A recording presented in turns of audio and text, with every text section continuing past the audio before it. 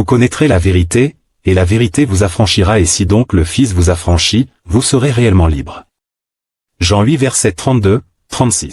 Je vous salue tous par le nom de notre Seigneur Jésus-Christ de Nazareth, Yehoshua HaMashiach, que sa paix et sa grâce vous soient totalement multipliées et j'espère que vous allez bien. Sommes-nous appelés de pratiquer le testament pour être sauvés? C'est un sujet que j'ai abordé il y a quelques semaines après, mais je récite plusieurs commentaires de la part des disciples de Gédéon de la Tchétchouva. Comme il s'agit du salut, c'est pour cela que je voudrais revenir sur le sujet et je suis ensemble avec ma sœur Nadia qui nous aide pour la lecture. Et shalom ma sœur, comment vous allez?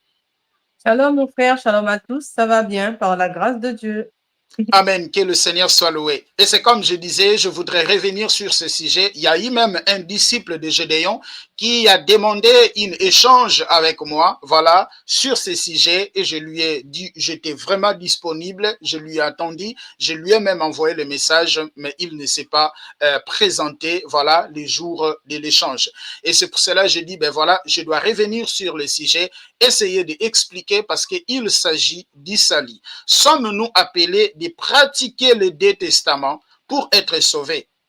C'est ça la question. Sommes-nous appelés à pratiquer le Testament, donc mettre en pratique le Testament pour être sauvés? Et je demanderai aux disciples de Gédéon de la Tchétchouva, c'est mon frère dans la foi, que vous me suivez avec une attention soutenue, pas avec un esprit de parti, et que vous ayez aussi des Bibles à côté, ok? Et nous allons lire ensemble. Mais par là, j'aimerais encore vous laisser écouter, ok, le déroulé de l'échange de Gédéon, et nous allons avancer.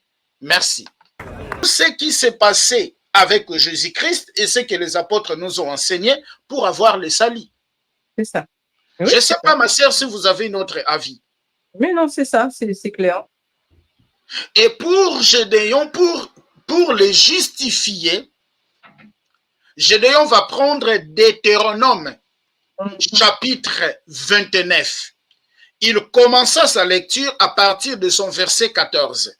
Mais ici, j'aimerais vous demander de commencer la lecture à partir de son verset 9. Et nous allons lire ensemble. C'est ces versets que Gédéon s'est appuyé pour dire que nous sommes appelés à pratiquer la loi.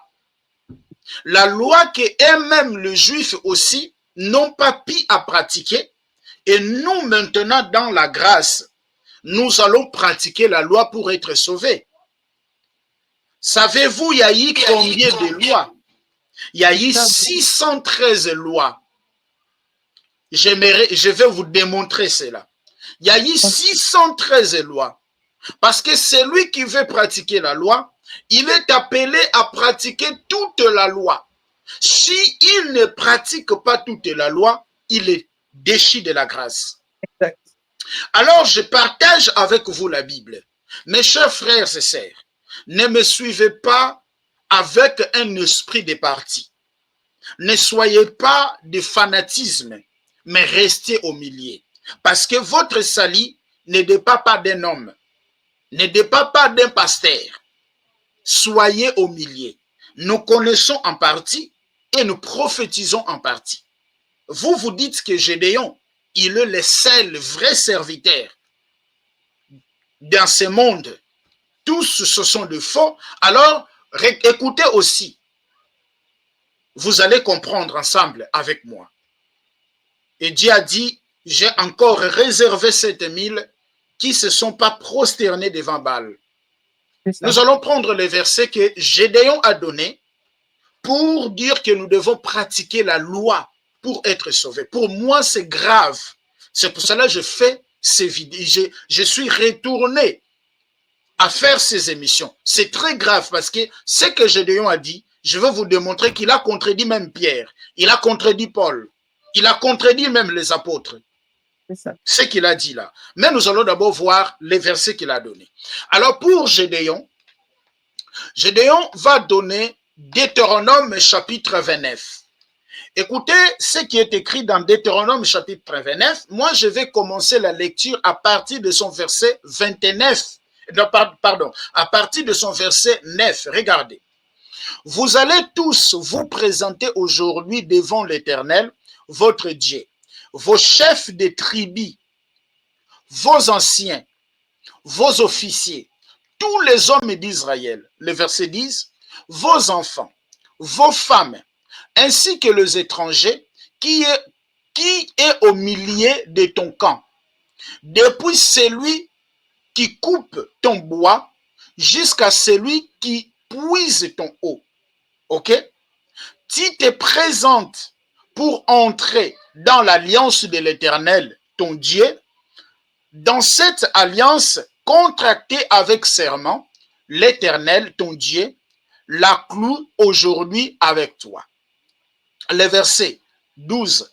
Afin de faire aujourd'hui de toi son peuple et d'être lui-même ton Dieu, comme il te l'a dit et comme il a géré à tes ancêtres Abraham, Isaac et Jacob. Ici déjà, le Seigneur parle des ancêtres.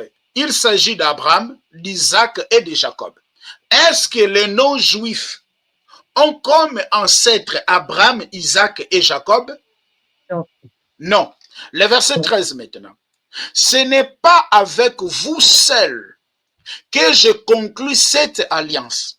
Cette alliance contractée avec serment, le verset 14, mais c'est avec ceux qui sont ici parmi nous, présents, aujourd'hui devant l'Éternel, notre Dieu, et avec ceux qui ne sont pas ici parmi nous aujourd'hui. Bon, ceux qui n'étaient pas ici, ceux qui n'étaient pas présents parmi eux, c'était qui? Ouais, c'est ça.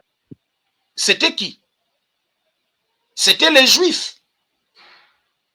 Il y a eu une partie qui était présente.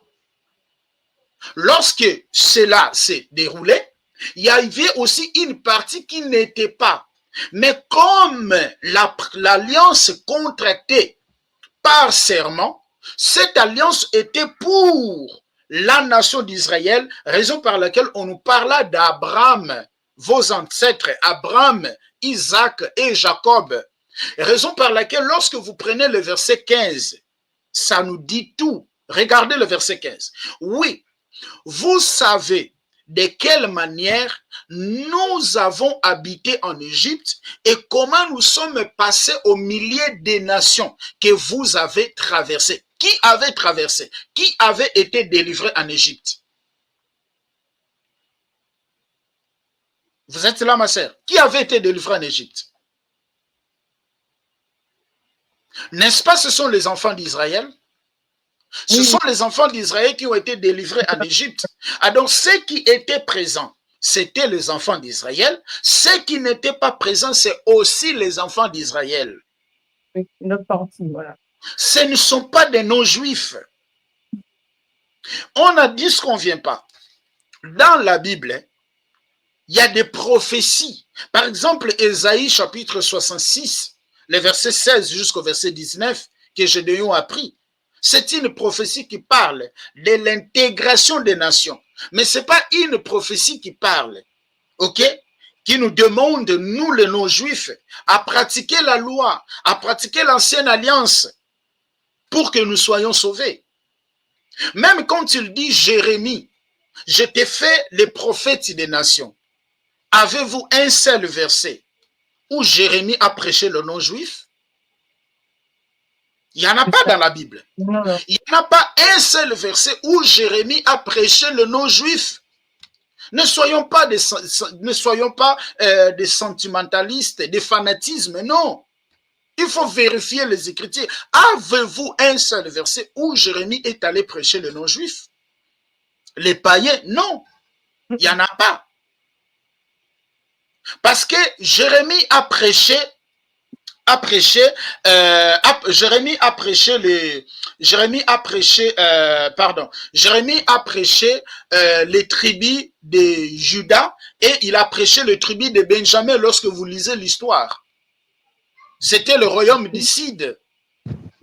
En lisant l'histoire, Jérémie n'a jamais venu chez les nations pour prêcher. Il y a d'autres choses. Il faut expliquer. J'étais fait un prophète des nations. Est-ce que Jérémie a-t-il dit aux nations de pratiquer la loi de Moïse, de garder la loi de Moïse? Non. Alors, Gédéon, il a fait hors-sujet. Il faut l'accepter. Il a fait un hors-sujet. Il faudrait que vous l'acceptiez. Parce que Deutéronome 29, qu'il a pris, cette alliance a été conclue pour les enfants d'Israël, ceux qui étaient présents et ceux qui n'étaient pas présents. Alors, les frères vont prendre Psaume chapitre 147, les versets 19 jusqu'au verset 20. Je ne sais pas, ma sœur, si vous pouvez les lire. Oui, 147. Oui, le verset 19 jusqu'au verset 20. Ok. Je lis la parole. Il relève sa parole, il révèle sa parole à Jacob, ses prescriptions et ses jugements à Israël. Il n'a pas agi de cette manière pour toutes les nations et elles ne connaissent pas ses jugements. Louez l'Éternel. Ok, donc ici dans Psaume chapitre 147, les versets 19 à 20, on explique, David est en train d'expliquer que Dieu avait donné sa parole à qui? À la maison d'Israël. Voilà. Et Dieu n'a pas agi de la même manière pour toutes les nations et elles ne connaissent pas ses jugements. Donc, David dit que la loi qu'on avait donnée aux enfants d'Israël, c'était seulement pour les enfants d'Israël. Voilà. Mais les nations n'ont pas reçu cette loi.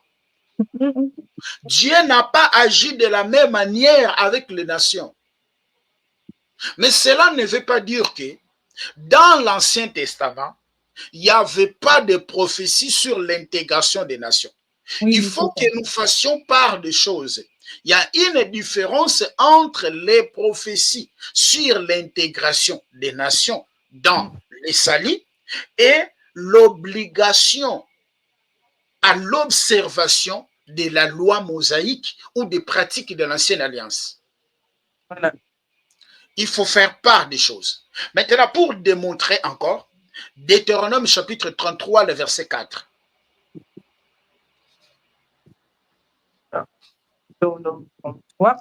Deutéronome 33, le verset 4. Voilà. Alors, je lis la parole.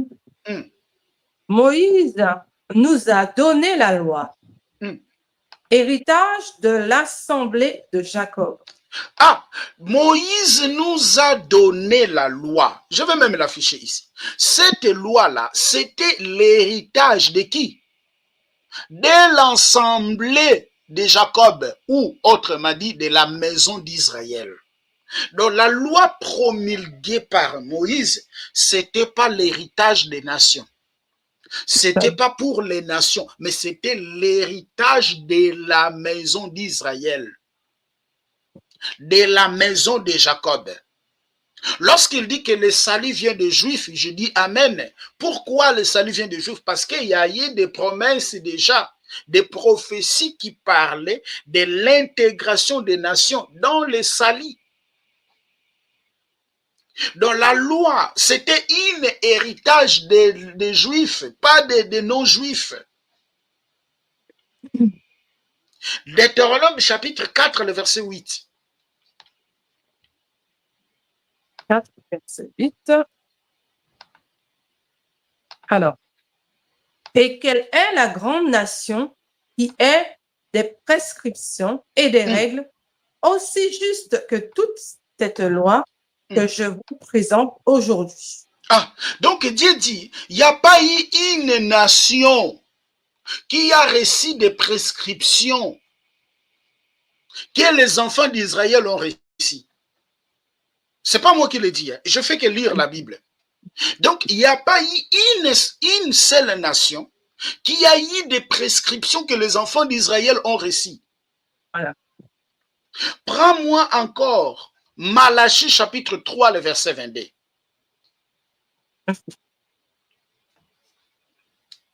Malachie chapitre 3, le verset 22. Parce que moi, j'ai l'impression que les frères, lorsqu'ils écoutent notre frère Gédéon, je l'aime, hein, je n'ai rien contre lui, c'est un héros dans la foi, et je lui salue en passant. Voilà, je n'ai rien contre lui, mais la Bible dit que nous ne devons pas fermer notre bouche lorsqu'il y a les déviations doctrinales. Jude chapitre 1er, le verset 3. Ok? Il faut combattre pour la foi qui nous a été transmise une fois pour toutes. Nous ne pouvons pas nous taire. Je n'ai rien contre lui. J'ai constaté les frères qui écoutent Gédéon, les frères qui suivent Gédéon, ne prennent pas le temps de vérifier ce que Gédéon dit. C'est ça le constat que je fais. Parce que ce n'est pas maintenant que je commençais de faire des émissions pour contredire Gédéon. Ce n'est pas maintenant. Et les commentaires que les gens m'écrivent, je leur pose toujours les questions de me donner un verset.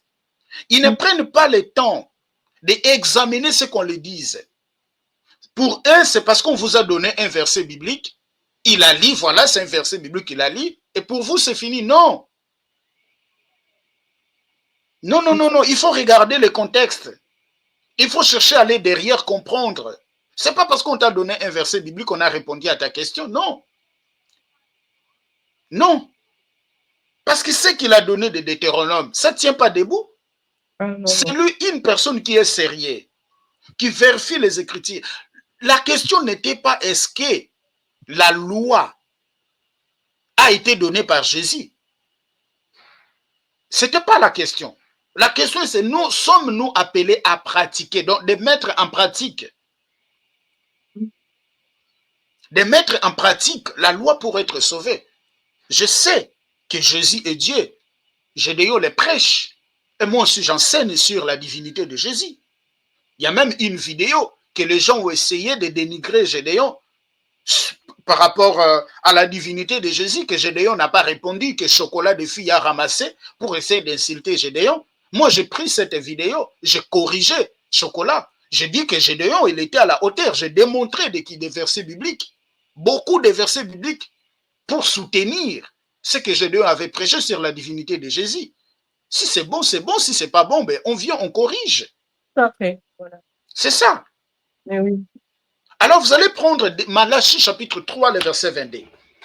Je dis la parole. Souvenez-vous de la loi de mon serviteur Moïse. Je lui ai donné en Horeb pour tout Israël des prescriptions et des règles. La loi qui était donnée à Horeb, c'était pour qui? Enfants d'Israël. C'était pour les enfants d'Israël. C'était pas pour nous, les non-juifs. Voilà. Parce que nous étions même pas comptés. J'arriverai là-bas. Personne ne nous connaissait. Il y a tant de versets que je peux donner, ma sœur. À la maison, vous pouvez aussi lire Psaume chapitre 79, le verset 6. Vous pouvez lire aussi Michée chapitre 4, le verset 5. Où on nous explique que toutes les nations marchaient au nom de leur Elohim, mais seuls les enfants d'Israël avaient un seul Dieu. Amen, amen. Voilà. Nous étions des polythéistes.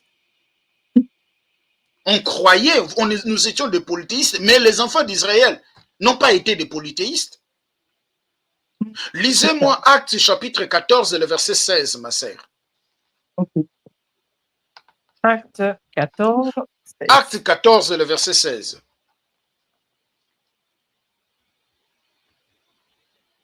Alors, je lis la parole. Dans les générations passées, il a laissé toutes les nations suivre leur propre voie. C'est vrai. Amen. Il dit, dans les générations passées, Il a laissé toutes les... Il dit quoi? Je vais encore le sélectionner ici. Oh, non, non, non, je ne fais pas ça, moi. Il dit, dans les générations passées, il a laissé toutes les nations suivre leur voie. Oui, c'est ça. Nous, dans les générations passées, Dieu nous a laissé de suivre nos voies. Seuls les enfants d'Israël. Mais comment maintenant Gédéon va dire, il a dit oui, il faut pratiquer les 10 testaments pour être sauvé. Non. Non, parce que ça contredit. Ça contredit. C'est vrai. Ça contredit. Pour que je commence d'abord de démontrer ces contradictions, prends Romains chapitre 10, le verset 4. Vous pouvez le lire dans la version de Semer, parce que Semer explique ça aussi. Il y a quelques... Voilà, il explique ça très bien. Prends la version Semer de Romains chapitre 10, le verset 4. Est-ce que l'église de Jésus est sous la loi encore?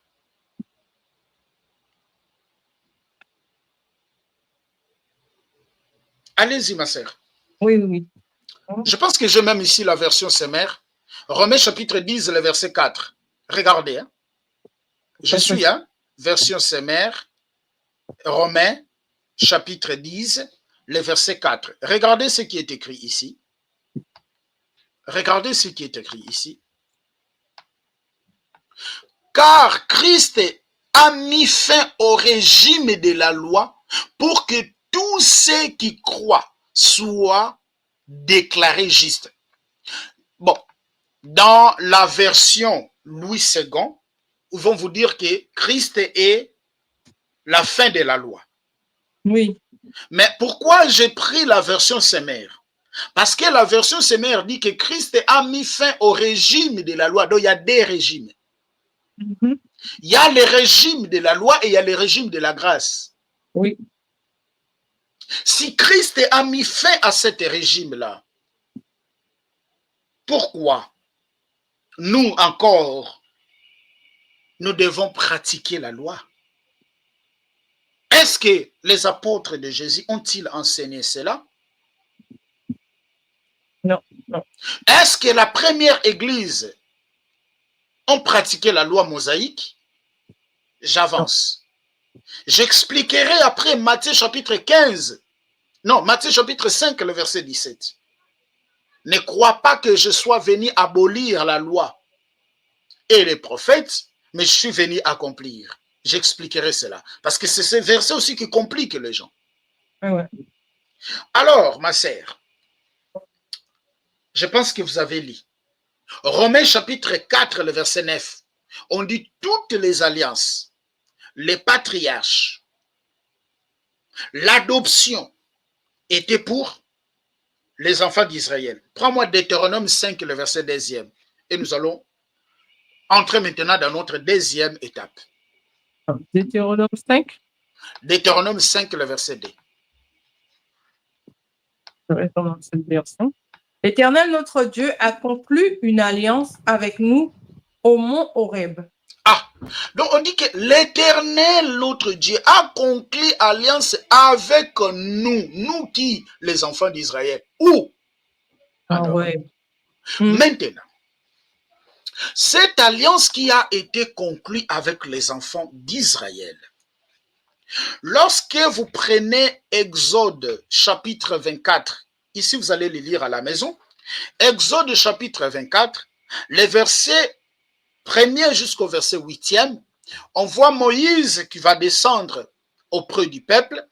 Moïse va faire la lecture de la loi et les peuples ont dit, ils ont accepté à obéir ce que le Seigneur avait dit à travers qui? À travers Moïse. Et qu'est-ce que Moïse va faire? Moïse va prendre les sangs des animaux. Il a fait l'aspersion au peuple. Pour faire quoi? Pour sceller cette alliance. Alors vous allez seulement me lire Zacharie chapitre 9, le verset 11. Zacharie chapitre 9, le verset 11. J'avance. Zacharie chapitre 9, le verset 11. Voilà. Alors, quant à toi, à cause de ton alliance scellée par le sang, je ferai sortir des prisonniers de la fosse où il n'y a pas d'eau. Donc, quant à toi qui, les enfants d'Israël, ton alliance a été scellée par le sang. Je ferai sortir des prisonniers de la fosse où il n'y a pas d'eau. Je ne vais pas entrer dans la profondeur pour expliquer cette prophétie. Mais je nous ai justement démontré que l'alliance là de Moïse, lorsque vous lisez à la maison Exode chapitre 24, les versets 1er jusqu'au verset 8e, cette alliance a été scellée avec le sang. Le sang de quoi? Le sang des animaux. Voilà. Alors je nous ai donné Zacharie chapitre 9, le verset 11, juste pour confirmer que cette alliance a été scellée avec le sang. De quoi?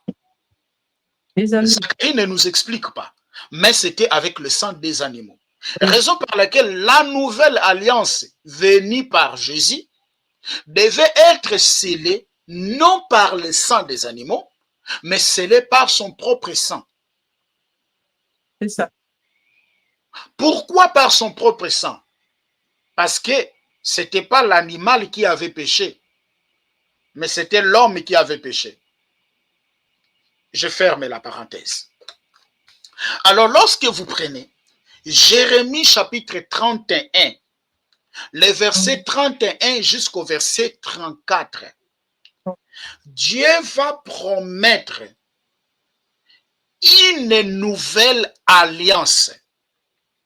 Il dit, je ferai avec vous, vous qui, la maison d'Israël, une alliance nouvelle. Je ne sais pas si vous pouvez le lire, ma sœur. Je vais même le mettre ici. Je vais répéter parce que les commentaires que j'ai eus, ma sœur, ça m'a fait mal au cœur. Je dis, mais est-ce que les frères vraiment lisent la Bible? Aillent même derrière pour comprendre ce qui est là écrit, ou nous écoutons seulement ce que notre frère nous dit. C'est ça. Jérémie chapitre 31. Alors, je fais des résumés des grandes lignes, hein. Sinon, s'il s'agissait vraiment enseigner sur ça, là, il faut serrer la ceinture. Hein. Je fais des grands résumés. Allez, ma sœur. Alors, à partir du verset 31, Jérémie 31, à partir du verset 31. Voici que les jours viennent, déclare l'Éternel, où je conclurai avec la communauté d'Israël et la communauté de Juda une alliance nouvelle. Arrêtez là-bas. Arrêtez d'abord là-bas. Le Seigneur dit, voici les jours viennent, déclare l'Éternel, où je conclurai avec la communauté d'Israël et la communauté de Juda une alliance nouvelle. Est-ce que cette alliance nouvelle, il a dit, je conclurai pour le non-juif? Non, non, c'est pas ça. Non. Avec la maison toujours d'Israël, une alliance nouvelle. Lorsqu'il parle de l'alliance nouvelle, c'est parce qu'il y a eu une alliance ancienne, n'est-ce pas? Oui. Mais je conclurai, c'est au futur. Voilà, le verbe là. Voilà. Très bien, c'est au futur. Mais pourquoi il va conclure une alliance nouvelle? Prends le verset 32. 32. Alors, elle ne sera pas comme l'alliance que j'ai conclue avec leurs ancêtres le jour où je les ai pris par la main pour les faire sortir d'Égypte. Eux, ils ont violé mon alliance alors que moi, j'étais leur maître, déclare l'Éternel. Ah, donc ils ont violé cette alliance. Qui a violé cette alliance? C'est nous, les non-juifs, qui ont violé l'alliance qui a conclu avec les juifs? Non. Non, le peuple d'Israël. Ce sont les juifs, les peuples d'Israël qui ont violé cette alliance. Oui. Alors le Seigneur va promettre de faire une nouvelle alliance. Même la nouvelle alliance ne concerne pas les païens. Encore. La nouvelle alliance ne concernait pas les païens. Nous avons trouvé grâce. Oui. Nous sommes des oliviers sauvages. Nous sommes des oliviers sauvages qui ont été hantés dans les oliviers francs. j'ai oublié l'expression, mais c'est comme ça dans Romains chapitre 12. Cela ne nous concernait pas ni de loin ni de près. Même la promesse de la nouvelle alliance ne nous concernait pas ni de loin ni de près. Ça concernait la maison d'Israël. Pourquoi? Ils avaient violé. Le Seigneur a vu qu'ils ne pouvaient pas tenir, voilà, à obéir cette nouvelle alliance. Cette alliance ancienne-là, le Seigneur va maintenant donner la promesse de l'échanger. Prends maintenant le verset 33. Mais voici l'alliance que je ferai avec la communauté d'Israël. Après ces jours-là, déclare l'Éternel, je mettrai mes lois à l'intérieur d'eux. Amen. Ok. Ça, c'est les clauses. Arrêtez d'abord là-bas. Ça, c'est les clauses. Donc, la première alliance, les lois n'étaient pas mises dans leur cœur. Les lois n'étaient pas mises en l'intérieur d'eux. Mais dans la nouvelle alliance, le Seigneur dit, moi-même, je mettrai mes lois. Ça, ce sont les clauses. Amen. Parce que chaque alliance a des clauses. Continue. Alors, je mettrai ma loi à l'intérieur d'eux, j'écrirai dans leur cœur, je serai leur Dieu et ils seront mon peuple. Ah, donc j'écrirai mes lois dans leur cœur, je serai leur Dieu, ils seront mon peuple. Ça, ce sont des clauses. Prends encore le verset 34. Personne n'enseignera plus son prochain ni son frère en disant, vous devez connaître l'Éternel, car tous me connaîtront, depuis le plus petit jusqu'au plus grand. Il dit, personne encore, voilà, personne encore enseignera, tous vont me connaître. Et il dit à la fin, en effet, je pardonnerai leurs fautes et je ne me souviendrai plus de quoi? De leurs péchés. Ça, c'était un projet. Oui. Ça, c'est un projet parce que c'était au futur. Voilà. Alors, qui devait conclure cette alliance-là? Voilà. Dans Jérémie, dans Ésaïe chapitre 43, Ésaïe chapitre 40, le verset 3. Voici, j'enverrai mon messager. Voici, pardon. Ésaïe crie dans Ésaïe chapitre 40, le verset 3. Ésaïe attend une voix qui criait dans le désert. Cette voix avait pour l'objectif de faire quoi? De préparer le chemin du Seigneur. Alors, dans Malachie chapitre 3, le verset 1er, il est écrit, voici j'envoie mon messager devant moi, soudain j'entrerai dans mon temple, les messagers de l'alliance que vous cherchez, moi le Seigneur. Ça, j'ai justement paraphrasé. Donc, le Seigneur, c'est lui-même le messager de l'alliance. C'est lui-même qui est venu sceller la nouvelle alliance. Raison par laquelle, je donne des grandes lignes. Lorsque vous lisez à la maison aussi Ézéchiel chapitre 36, le verset 9, Jérémie chapitre 32, le verset 38, vous trouverez les clauses de la nouvelle alliance et c'est les mêmes clauses que Paul a répétées dans Romains chapitre 8, l'épître de l'auteur des Hébreux, des épîtres aux Hébreux, qu'il a répété dans Hébreux chapitre 8. Alors, celui qui devait, ma sœur, prends d'abord Malachie chapitre 3, s'il te plaît. On va d'abord prendre Malachie chapitre 3 parce que c'est important qu'on les prenne et ça va nous aider. Malachie chapitre 3, le verset 1er. Je vais même les lire. Regardez.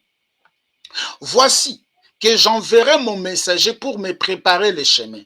Et soudain, il entrera dans son temple. Les seigneurs que vous cherchez, les messagers de l'alliance que vous désirez.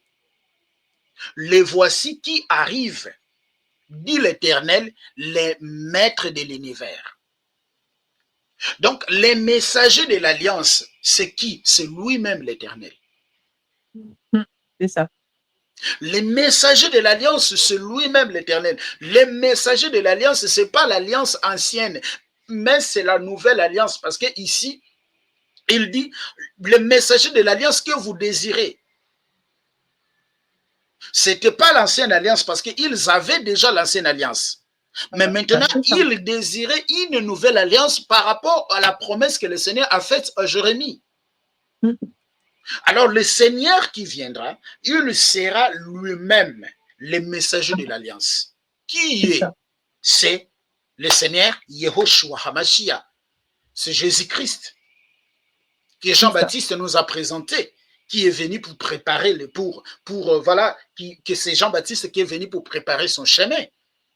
Jean nous a présenté qui? Nous a présenté Jésus. Alors, Jésus qui est venu pour être le messager de l'alliance.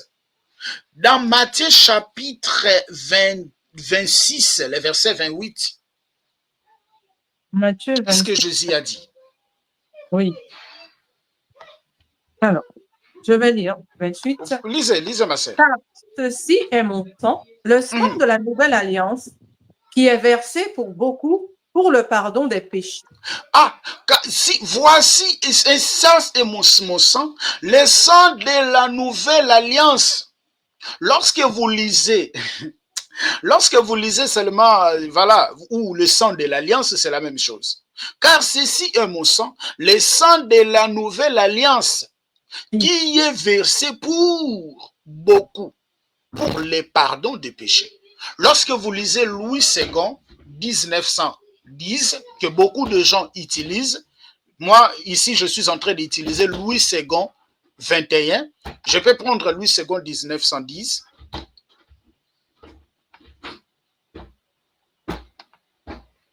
Louis II, 1910. Regardez ce qui est écrit. Regardez ce qui est écrit. 28, le verset 26. Regardez. C'est la version de beaucoup des gens. Il faut être actualisé. Hein? 26, 28. Regardez. C'est pas parce que ça dit une chose au contraire, non? Regardez ce qui est écrit. Voilà. Il dit, car ceci est mon sang, le sang de l'alliance. Mais il s'agissait de quelle alliance? La nouvelle alliance. Alors, dans Louis II 21, on nous dit directement. Voilà. Qui est répandu pour plaisir, pour la rémission des péchés. Donc, les messagers qui est venu pour sceller la nouvelle alliance, c'était qui? C'était Jésus. Ok? C'était Jésus qui est venu pour sceller la nouvelle alliance. Mais pendant que Jésus était vivant, la nouvelle alliance n'était pas encore scellée. Non, non. Pourquoi? Je vous explique. Hébreux chapitre 9, le verset 15 jusqu'au verset 17. Les testaments entrent en vigueur lorsqu'il y a la mort de qui? Des testataires. Des testataires. Aussi longtemps que le testataire n'est pas encore vivant, le testament ne peut pas entrer en vigueur. Raison par laquelle vous verrez, Jésus dans Matthieu chapitre 10, dans Luc chapitre 10, lorsqu'il envoie des disciples d'aller annoncer la parole, qu'est-ce qu'il les a dit? Allez seulement aux brebis perdues de la maison d'Israël. Pourquoi? Parce que on était encore dans cette dispensation-là mosaïque. Amen, amen. La loi ne pouvait pas aller aux nations. N'allez pas chez les païens. N'allez pas chez les non-juifs. Allez seulement aux brebis perdues de la maison d'Israël. Qui? Les nations. Nous n'étions pas dans cette dispensation-là. Parce que si cette dispensation nous concernait, pourquoi Jésus n'a pas dit allez, même chez les nations, allez? Voilà. C'est après qu'il dit ça. Oui, mais c'est après, maintenant, qu'il dit ça. Après sa mort et sa résurrection, c'est là où maintenant qu'il va donner, allez, faites de toutes les nations mes disciples. Amen. Mais pendant qu'il était vivant, la Bible dit, Galates chapitre 4, le verset 4, Yehoshua est né sous la loi. Amen. Il a été circoncis selon la loi. Dans Matthieu chapitre 8, le verset 1er jusqu'au verset 4, il a guéri un lépreux. Il a dit, va au souverain sacrificateur, donne l'offrande selon la loi de qui? Selon la loi de Moïse. Exact.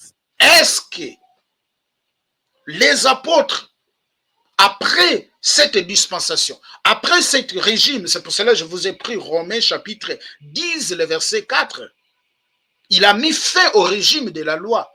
Est-ce qu'après la fin de ces régimes-là, les apôtres guérissaient les gens, ils ont demandé aller donner l'offrande comme Moïse l'a prescrit? Non. Maintenant, regardez une chose. Yehoshua, il est venu pour sceller. Yehoshua, c'est Jésus, hein? Comme les gens ne veulent pas faire des recherches, ils vont encore me demander, mais où écrit dans la Bible le nom Yehoshua? Allez faire des recherches. C'est ça le problème. C'est ça le problème de nous les chrétiens. Nous ne voulons pas faire des recherches. Nous voulons seulement écouter ce qu'on nous va nous dire. Est-ce que vous savez que Louis II, là, que vous avez 1910, a été actualisé?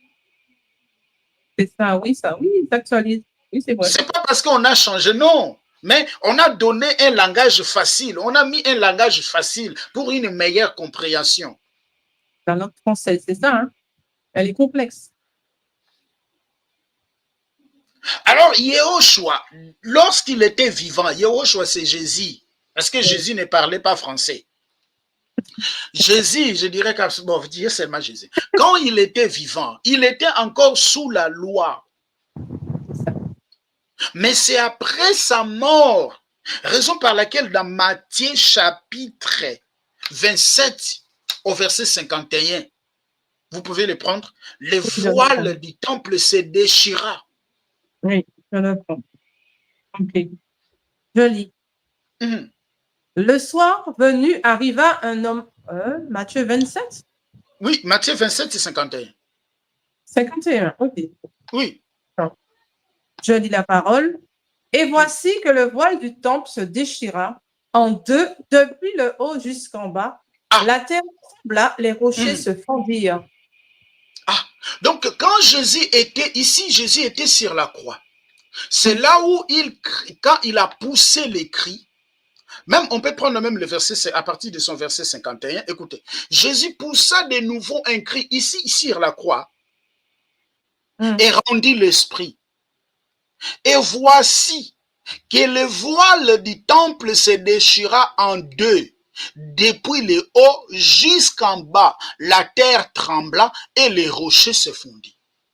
Or, le voile du temple là qui s'est déchiré, lorsque vous lisez Lévitique, on n'aura pas le temps de lire, ma sœur.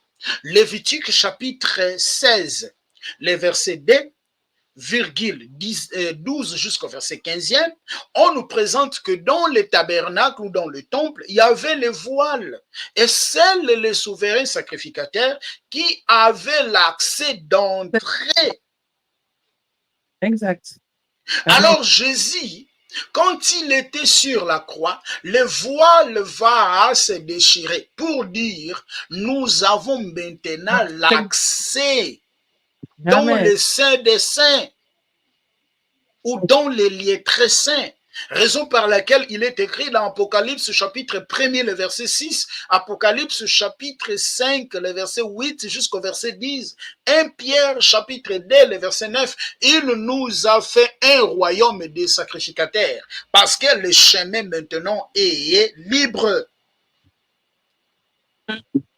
Le chemin maintenant est libre. Amen. Hébreux chapitre 10, le verset 19 jusqu'au verset 22. Est-ce qu'on peut le prendre, ma sœur? Je ne crois pas que je pourrais...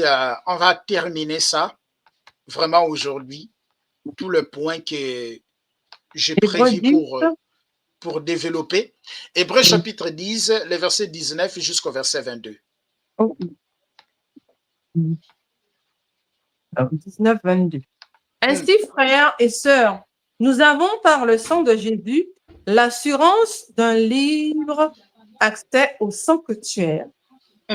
Verset 20. Cette route nouvelle et vivante, il a inaugurée pour nous au travers du voile, c'est-à-dire de son propre corps. De plus, nous avons un souverain prêtre établi sur la maison de Dieu. Approchons-nous, donc, avec un cœur sincère, une foi inébranlable, le cœur purifié d'une mauvaise conscience et le corps lavé d'une eau pure. Voilà. On dit que par sa mort, il nous a ouvert une nouvelle Ruth. Oui. Il a inauguré cela par la description du voile du temple. Nous avons maintenant l'accès libre, c'est-à-dire de son propre corps. Nous avons maintenant l'accès libre. C'est là où maintenant, ma sœur, on peut parler des non-juifs. Mais avant la mort de Jésus, les non-juifs. Oui. Mais cela ne veut pas dire qu'il n'y avait pas les prophéties sur l'intégration de nos juifs. Il y avait les prophéties sur l'intégration de nos juifs dans le salut. Alors je vais encore, avant qu'on puisse aller dans l'intégration là, on va prendre Éphésiens chapitre 2. Oui. Parce que ce que Gédéon a dit, il a contredit Paul. Il a contredit Pierre. Il a contredit Paul, il a contredit Pierre. Il a contredit les apôtres. C'est ça, voilà. Éphésiens chapitre 2. On va commencer à partir de son verset 10. Moi, je vais lire, ma sœur. Okay.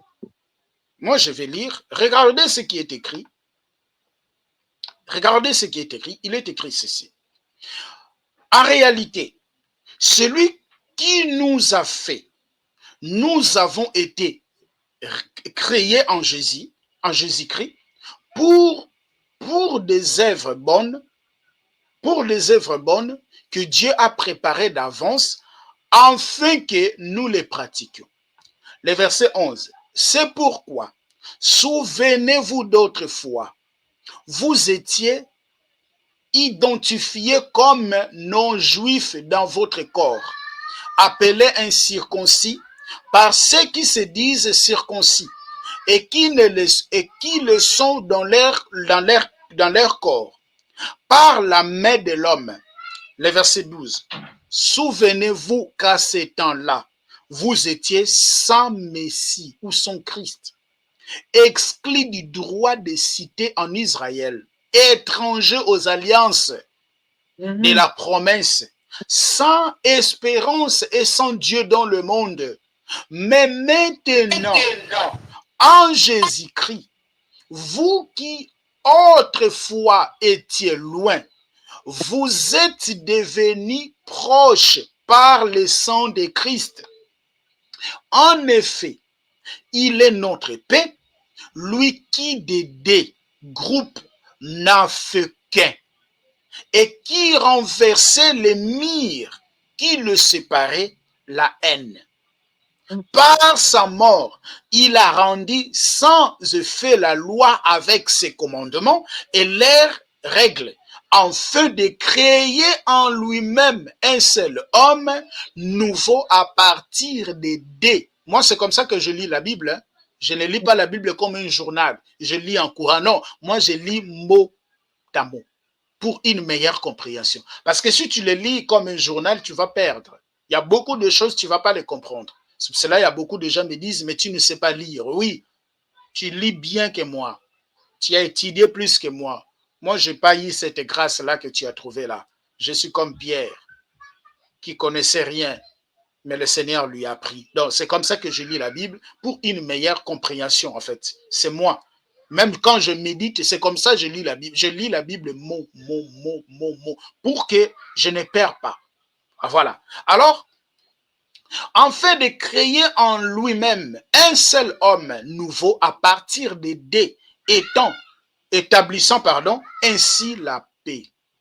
Il a voulu les réconcilier l'un et l'autre avec Dieu en les réunissant dans un seul corps au moyen de la croix, en détruisant par elle la haine. Il est venu annoncer la paix à nous qui étions loin et à ceux qui étaient près. À travers lui, en effet, nous avons les uns les autres accès auprès du Père par le même esprit. Donc ici, on nous explique que nous étions loin, nous étions séparés. Mais quand Jésus-Christ est venu, il nous a unis. Mais qu'est-ce qu'il nous a unis? C'est sa mort sur la croix. Parce que l'Église est composée par une partie des Juifs et une partie de non-Juifs. Ouais. Ça confirme Maintenant, le verset de Jérémie. Pardon, ma sœur? Ça confirme un peu le verset qu'on vient de lire, Jérémie. Voilà, c'est ça. C'est ça. Alors, est-ce que lorsque vous prenez Matthieu chapitre 28, les versets 16 jusqu'au verset 20, l'ordre que Jésus avait dit quoi?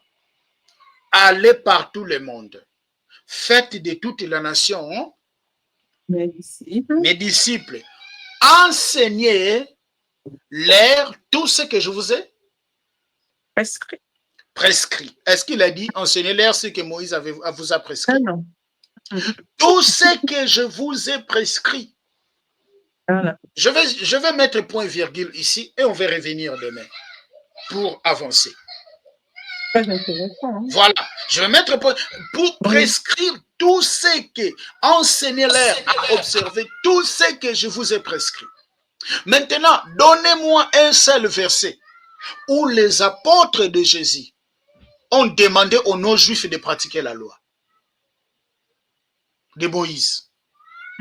Parce que demain, je vais vous démontrer, je vais vous donner des versets où les apôtres ont interdit des non-juifs de pratiquer la loi mosaïque. C'est ça. Demain, je vous donnerai des versets où les non-juifs, où les apôtres de Jésus ont interdit aux non-juifs de ne pas pratiquer la loi de Moïse. Maintenant, moi, je vous demande de me donner un seul verset où les apôtres ont dit qu'il faut aussi pratiquer la loi de Moïse pour être sauvé. Donnez-moi ce verset. Où les apôtres ont dit qu'il faut aussi pratiquer l'Ancien Testament pour être sauvé.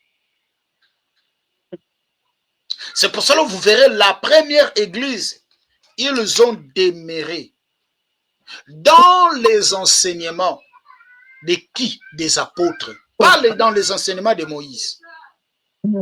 Et Jésus va dire dans Actes chapitre 1er, le verset 3, lorsque le Saint-Esprit viendra sur vous, vous serez mes témoins. Vous serez les témoins de Moïse? Non, vous serez mes témoins. Jean chapitre 16, il vous est avantageux que je m'en aille. Si je m'en vais, ça, le consolateur, si je m'en vais pas, le consolateur ne viendra pas. Mais lorsque le consolateur viendra, il vous fera quoi? Il vous conduira dans la vérité. Il prendra ce qui est à moi. Il va faire quoi? Il vous annoncera. Parce qu'il ne parlera pas de lui-même, il parlera de ce qu'il aura entendu de qui? De moi, de Moïse. Arrêtez ça. Arrêtez ça, mes frères. Arrêtez. Je sais que vous aimez vos pasteurs. Vous aimez vos daddies. Vous les aimez. Mais soyons comme des Bériens aussi. Oui, ça. Soyons comme des Bériens. Parce que ça, c'est tombé dans les mélanges. Ça, c'est tombé dans les mélanges. Moi, si vous me dites de pratiquer aussi la loi de Moïse, mais ça, c'est des mélanges. C'est pour cela que vous êtes dans des polygamies. Parce que la polygamie, la loi de Moïse la soutienne. Vous êtes dans des pratiques de dîmes. Parce que la pratique de dîmes, la loi de Moïse la soutienne. Vous êtes des goûters avant le mariage. Parce que dans les pratiques, dans les lois de Moïse, c'est ça. Non, frère. Non. Il y a tant de choses dans la loi que vous ne pratiquez pas. Il y a tant de choses dans la loi que vous ne pratiquez pas. On va y revenir, ma sœur. Je mets point virgule pour aujourd'hui. Et demain, nous allons avancer. Ah oui, demain, nous allons avancer. Il faut que les écailles là tombent. Je sais que vous viendrez parler, mais je veux que vous me donniez. Je n'ai rien contre vous. Je n'ai rien contre vous. Moi, j'écoute Gédéon. Hein. Je le suis. Je le suis. S'il a dit des choses qui sont comme ça, je commente, je dis Amen. Mais s'il n'a pas dit ça, si ce n'était pas ça, si ce n'est pas comme ça, je ne dirai pas Amen. Non, non, non, nous ne pouvons pas nous réjouir lorsque quelqu'un s'est dévié de la doctrine, non. Lorsque vous cherchez sur la chaîne, il y a plein de vidéos que je fais contre Gédéon. Mais je n'ai rien contre lui, c'est mon frère. Ah oui, c'est mon frère, dans la foi. Il croit en Christ, moi aussi je crois en Christ. Mais il y a justement des choses qu'il faut régler, qu'il faut organiser, sinon c'est fini. Parce que nous sommes appelés de garder la parole de la persévérance. Sinon, c'est terrible, hein? Parce que même les brigands sur la croix avaient la connaissance. Ben oui. Avaient la connaissance. Mais j'ai fermé la parenthèse. Donc, demain, nous allons avancer, ma sœur. Je sais qu'il y a beaucoup de points que nous sommes en train de parler. Nous sommes en train de parler sur les caractéristiques des faux prophètes. Je suis en train d'enseigner sur les promesses faites aux vainqueurs de cette église d'Apocalypse. Il y a beaucoup de choses que nous sommes en train de parler, mais j'ai ouvert cette voilà, branche pour essayer un peu d'éclairer parce que j'ai eu tant de commentaires. Et les frères et sœurs qui veulent s'échanger avec moi sur ces sujets, je suis disponible. Ben oui, je suis vraiment disponible. J'évite de faire des débats, mais si vous voulez qu'on échange sur ces sujets, je vous dis que je suis disponible. Je suis disponible. Mais il faut bien lire la Bible. Ouais. Il faut vraiment bien lire. Il faut vraiment bien lire. Voilà. Donc, on va mettre point-virgule pour ici. Je n'ai rien contre personne, mais c'est justement éclairé pour que notre foi ne soit pas dans des mélanges. Et je ne sais pas, ma sœur, si vous avez un mot, parce que demain, nous allons avancer. Non, juste de dire aux frères et sœurs de bien prendre le temps de réécouter cet enseignement avec la Bible. Voilà. Voilà. Amen. Exactement. Ok, nous allons remercier le Seigneur pour l'opportunité. Nous prions. Seigneur, nous te disons merci, Jésus, parce que tu es notre Père. C'est toi le maître des temps et de circonstances. C'est toi le maître de l'histoire. Il n'y a personne qui a marqué l'histoire dans ce monde, si ce n'est pas toi. Que toute la gloire te revienne. Je sais que Père de gloire, Paul disait, dans le point où nous sommes convenus, marchons ensemble, mais là où il y a des controverses, le Seigneur nous éclairera. Père, je n'ai pas parlé de moi-même, mais j'ai utilisé la parole qui est, Seigneur, notre fondement, Seigneur, pour expliquer ces choses. Je demande, Père, et qu'à tout celui-là qui aura l'opportunité de suivre ces messages, Seigneur, que tu touches son cœur et que, Seigneur, tu lui donnes cette capacité de pouvoir saisir, Père, ce que nous avons expliqué. Que toute la gloire te revienne. Et par ta grâce, je crois que nous reviendrons demain pour continuer de parler sur ces sujets, afin de positionner nos frères et sœurs pour la gloire de ton nom, parce que tu es notre Père. Au nom puissant de notre Adonai Yehoshua, Jésus-Christ, nous disons Amen. Amen. Amen. Merci à tous, que le Seigneur vous bénisse et notre rendez-vous est pris pour demain et soyez bénis.